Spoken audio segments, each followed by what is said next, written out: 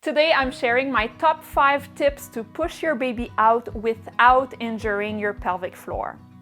If you are pregnant and new to my channel, make sure you subscribe and press the bell button below so you don't miss any of my pelvic health tips for an empowering birth experience. The way you manage your pushing stage can make a world of a difference in preventing pelvic floor injuries like episiotomies, severe vaginal tears, and pelvic organ prolapse.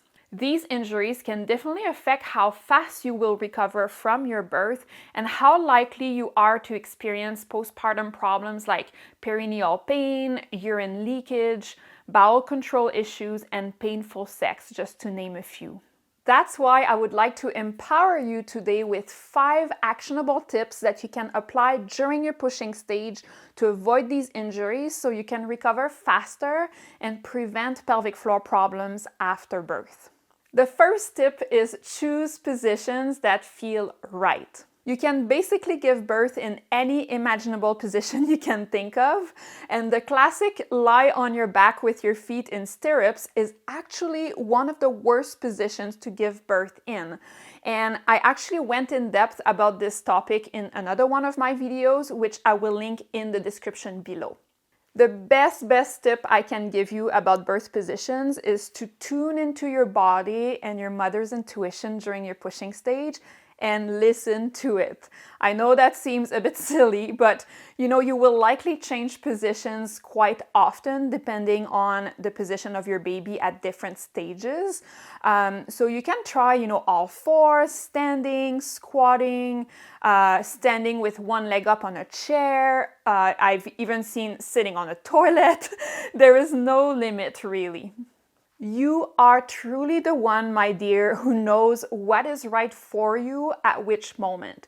So, work with your body and don't let anyone tell you what you should be doing unless you're really running out of ideas and you're needing more guidance. But really, your body is your guide in this moment. Studies have shown that upright birth positions decrease the risk of needing an episiotomy or mechanical assistance like vacuum and forceps to get the baby out. And all these interventions increase the risk of postpartum pelvic floor problems, right? So we want to avoid them. So really move around, listen to your body. Tip number 2 is wait for the urge to push. I have heard countless stories of women being instructed to start pushing too early before they even felt the urge to push. There's basically 2 things that need to happen before you start pushing, okay? First, your cervix needs to be fully dilated at 10 centimeters. That one we all know about. And second, once you are fully dilated, your baby needs to rotate and drop all the way down to the pelvic floor. Because when you are fully dilated, your baby is often still with their head on this, kind of sideways, but we want their nose to be rotating toward your back. That is the proper position to push a baby. So yeah, they do need to do that rotation and drop down. And oftentimes what women will say is, I feel the need to poo. I feel like I'm gonna have a bowel movement at that moment when baby has dropped. And that is your cue, my dear, to start pushing. It can take some time between the moment that you're fully dilated and the moment that baby has rotated and dropped down to the pelvic floor. So, for some people, there's only a minute in between both events, and for others, it will take a little longer. But there is no point in starting to push before baby has done that rotation and dropped down to the pelvic floor. What often happens is that women are told, all right, you're fully dilated, 10 centimeters, so start pushing. But it kind of disregards that second important part where baby needs to be down at the pelvic floor, right? So of course you can start pushing now if you want, but it will only waste your precious energy, which by the way you will need for your whole pushing stage, so you should keep it. And it will also put unnecessary strain on your pelvic floor. So my advice here for you is, if you want to avoid this situation, write clearly in your birth plan that you don't want any coach pushing unless you request it. A situation where you may need some coaching for, when to start pushing is if you had an epidural, for example, and you can't feel the urge to push whatsoever and what's going on down there. But I want to reassure you that a lot of women who had epidurals still feel the urge to push when the time comes. The epidural takes the edge off the pain, but it does not take away all of the sensations, and you should still feel pressure in your pelvis and feel that sensation that you should go for a bowel movement, which is, again, your cue to start pushing. Tip number 3 is push with your contractions in your own terms. So once baby is ready and you feel that urge to push, you will coordinate your pushing with your contractions. And this should be a super intuitive thing when it comes down to it. So I'm sure you won't have to remember this advice because it will feel so natural once you are in this stage of your labor. But basically, there is no point in pushing in between contractions because your uterus is the one running the show here and it needs to be contracting in order for your baby to move down. So in between contractions, just take a break, have a sip of water or whatever you need to gather yourself, and just wait for the next contraction before starting to push again. The idea is really to push efficiently with your uterus and avoid any unnecessary pushing.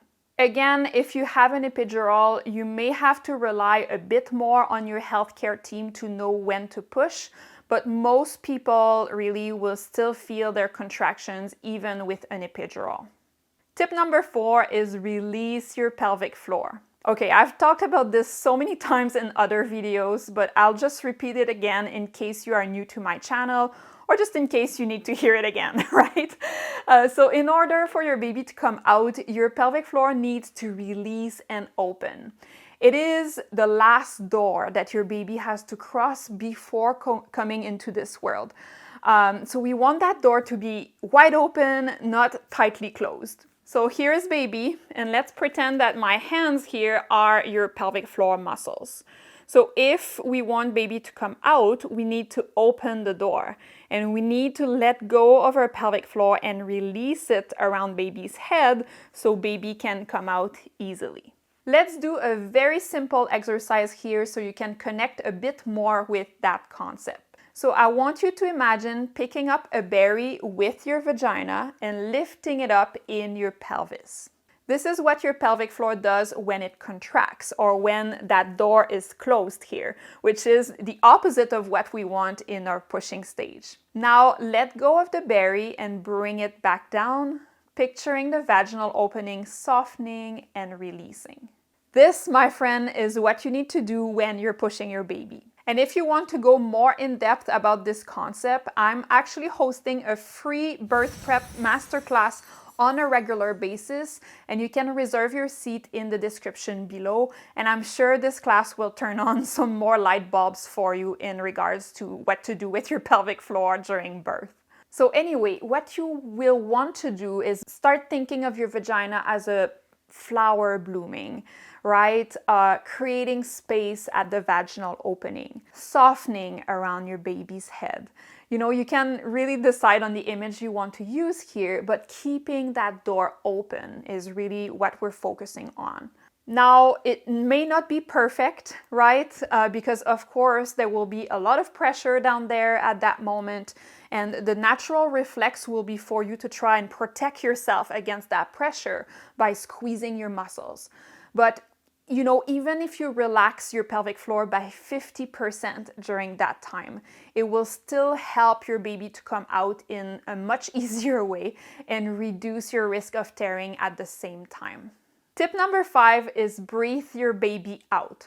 If you have watched women giving birth in movies, you probably saw them blocking their breath and pushing as hard as they can. This technique is called Valsalva or closed glottis technique. According to a systematic review published in 2011, the Valsalva technique should not be supported in the pushing stage because it would negatively affect bladder function in the postpartum period in comparison to spontaneous pushing where women were basically not given any instructions during their pushing stage. The authors concluded that although further research seems warranted, spontaneous pushing should be accepted as best clinical practice, and Valsalva should not be supported. So what that means is that women should be allowed to choose how they want to push. Yet, encouraging women to block their breath and push as hard as they can for a certain amount of time is still a standard practice in many settings. The most common command given to birthing people during the pushing stage is to push as if you had to poop a hard stool, which automatically encourages people to use the Valsalva technique. And I mean, when you're in labor and it is your first baby, it's really hard to stand your ground in that moment, even if you know that you should not push that way, right? So women often end up using the Valsalva technique against their will, which increases their risk of having postpartum pelvic health problems. So instead of using that Valsalva technique where you're like blocking your breath and pushing as hard as you can try and breathe your baby out with your contractions as you are bearing down and sending your energy into your pelvic floor. To practice this, sit on a rolled towel to get some feedback from your perineum and put your hand about 2 feet in front of you. And now purse your lips and try to blow and see if you can feel your air coming onto your hand. It's like trying to blow your birthday candles on a cake that is really far in front of you. And it's really important to send the energy down on your pelvic floor and feel the perineum pressing down onto the towel. You also need to use your abs to do this, so you can practice again. See that I'm really kind of sending that energy down. You don't want to be just like, right? Keeping all this energy in your upper chest, because that won't work. We need to send some pressure down in the pelvic floor. A great situation to practice this is during bowel movement, and see if you can accelerate your stool using this technique. If you can, that means that you're sending the energy at the right place, because whether you're pushing a stool out of your rectum or pushing a baby out of your vagina, it is pretty much the same thing in the same area, right? And remember that during your pushing stage, you'll also have your uterine contractions working with you, right? So it will be much more intuitive and less awkward to put this into practice when you're actually pushing your baby. I also want to point out that you may feel more connected with your pushing stage in some positions and not in others. It will be very like light bulb. When you find the one, you're like, oh yeah, I feel where to push now. So, like move around and really explore, listen to your body. So I think the moral of the story is if you want to avoid any sort of coach pushing and you want to try a hands-off approach with your team, my suggestion is to be clear in your birth plan that you do not want instructions when it comes to pushing. And make sure your birth partner and your doula are aware of your wishes so they can advocate for you as needed. And of course, if you change your mind through the process, you can always request more guidance, right? A birth plan is not something that is set in stone. It is just a suggested plan, right? And there's always room to change your mind at any point through the process if things change.